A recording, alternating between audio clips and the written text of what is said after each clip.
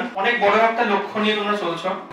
জীবনে আমরা প্রথম যখন ছোটবেলায় থাকতাম, আমরা একটা এসে বলো বা রচনা বলো বাংলায় লিখতে হতো, তো আমরা লিখতাম aim in life. Aim in life মানে হচ্ছে জীবনের উদ্দেশ্য। এটা খুব ইম্পর্টেন্ট। এটা আমি সবসময় যেটা আমার মনে হয় যে একটা বাচ্চার মধ্যে একটা ম্যাচুরিটির, মানে বাচ্চা মানে সবসময় হাসবে খেলবে, ঠিক আছে, কিন্তু একটা ম্যাচিওর মাইন্ড তৈরি হওয়া খুব দরকার। এবার ম্যাচুরিটি বাচ্চার মধ্যে মানে কি? এটাই ম্যাচুরিটি যে আজ থেকে 10 বছর পরে আমি নিজেকে কিভাবে দেখতে চাই, এটাকে একটা মনের ক্যানভাসে ফুটিয়ে তোলা।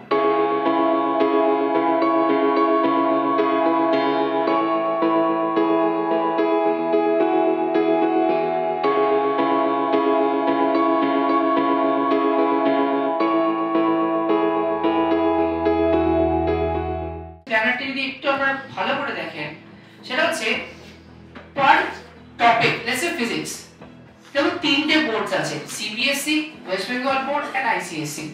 লেটস সে লাস্ট ইয়ার একটা প্রবলেম হয়েছিল যে যখন একটা টপিক পড়ানো হয়েছিল, অনেক স্টুডেন্ট হয়েছে স্যার এটা তো আমাদের বইতে নেই, স্যার এটা তো হচ্ছে না, এটা তো নেই। দেখো আমরা কি করেছি, এটা আমরা সব ফ্যাকাল্টিজরা মিলে, সবাই মিলে আমরা একটা মাথায় এক জায়গায় করে আমরা এটা আউটকাম করেছি যে দেখবেন সাপোজ একটা চ্যাপ্টার, যেটা একটা টপিকটা যখন পড়ানো হচ্ছে সেটা ওয়েস্ট বেঙ্গল বোর্ডের বইতে আছে, কিন্তু একটা স্পেসিফিক জায়গায় আছে। সিমিলারলি সিবিএসসি সায়েন্স বইতে আছে, কিন্তু একটা স্পেসিফিক জায়গায় আছে। আমরা সেই জায়গাগুলো পর্যন্ত মেনশন করে দিচ্ছি ওখানে।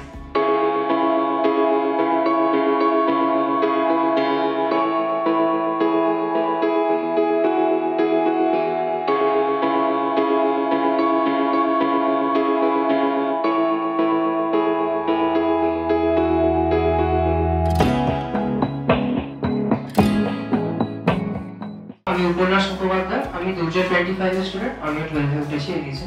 উপন্যাস তো অফলাইন ব্যাচে পড়ে কলকাতা থেকে, আমি হলদিয়া থেকে ট্রাভেল করি, আমি অনলাইন ব্যাচে করি। তো একটা প্রথম কথা জিনিস বলেছে, আমরা আজকে প্রেপ মেরে সবাই অনেকদিন কিছুজন আগে থেকে আছে, আর আজকে কিছুজন এসছে, ঠিক আছে, কয়েকজন নতুন এসছে, মানে মেজরিটি জন আগে থেকে এসেছিল, ঠিক আছে। তো সবাই মোটামুটি জানে প্রেপমেড কি, it is run by doctor Debjyoti করকে সবাই চেনে। তো আমি যখন প্রথম প্রেপমেড ঢুকেছিলাম, আমি ফার্স্টে বেস্টটা ওই ডক্টর দেবজ্যোতি করের ফটো দেখেছিলাম, আর ওটা থেকে খুব ইন্সপায়ার্ড লেগেছিল যে আমরা একটা ডক্টর হব, আর এরকম একটা কিছু একটা আমাদের ইমেজারি হবে। তো এটা করার জন্য তো আমি তারপর থেকে ডিসাইড করেছিলাম যে দেবজ্যোতি স্যার যা বলবে ওনার কথাটা শুনতে, বা স্যাররা যা বলবে তা ওনাদের কথাটা শুনতে, মানে ওনাদের কথা বাইরে কোনো কথা নেই। Are the thing is that যদি কেউ ওই হ্যাশট্যাগ অনলি প্রেপমেন্টকে ফলো করতে পারে, ওর নিট পাওয়া 100% কি 200% গ্যারান্টি। আমাদের বেসিক্যালি জার্নি বলতে স্যারদের সঙ্গে হ্যাপি মেমোরিজ অনেক আছে। আর আমি তো অতটা বলতে পারবো না কি আমি অনলাইন আছে, উপন্যাস অফলাইন আছে, ও আরো বেশি ভালো করে বলতে পারে। আমি প্রথম কথা যেটা বলতে চাই, আমাদের প্রেপমেন্টের ফ্যাকাল্টির উপর পুরোটা বিলিভ রাখতে হবে। মানে স্যার ম্যাম যে যা বলছে পুরোটা ফলো করতে হবে। এই সময় কি হয়, মানে উইথ ডিউ রেসপেক্ট অনেকে অনেক কিছু বলবে, লাইক এইটা করতে পারেন, ওইটা করতে পারেন, এইটা করো, ওইটা করো, বাট তোমাদের যা অ্যাডভাইস লাগবে, যা প্রবলেমস হবে, তোমাকে অনলি প্রেপমেন্ট যেটা বলার, হ্যাশট্যাগ অনলি প্রেপমেন্ট, তোমাকে প্রেপমেন্টে ম্যাম আছে, স্যার আছে, তোমাদের সিটিসি ক্যাপ্টেন আছে, তাদেরকে বলতে হবে, তো তারা প্রবলেমটা পুরো সলভ করবে। 9-10 এ যেটা স্যার আমাদের ওরিয়েন্টেশনে বললেন যে 9-10 এ সবার একটা ধারণা থাকে যে যত বেশি স্যার, যত বেশি টিউশন যাব, টিউশনেই পড়া হয়ে যাবে, আর আমাদের সেরকম পার্সেন্টেজও চলে আসবে 90, 95, 98, আর এটা হয়েও যায়। 9-10 এ সবাই টিউশন করে পার্সেন্টেজ ভালো হয়ে যায়।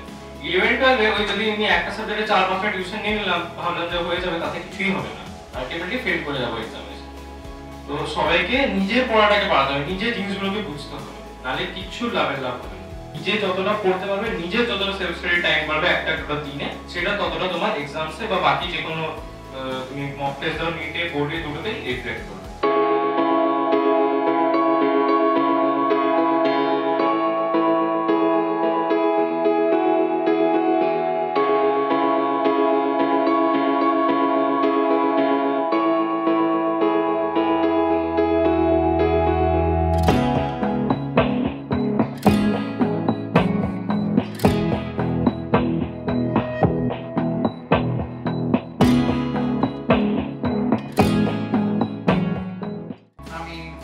থেকে এখানে এসেছি, হয়তো তোমরা ভাববে যে অত দূর থেকে আমি এই ঠিকানাটা পেলাম কোথা থেকে।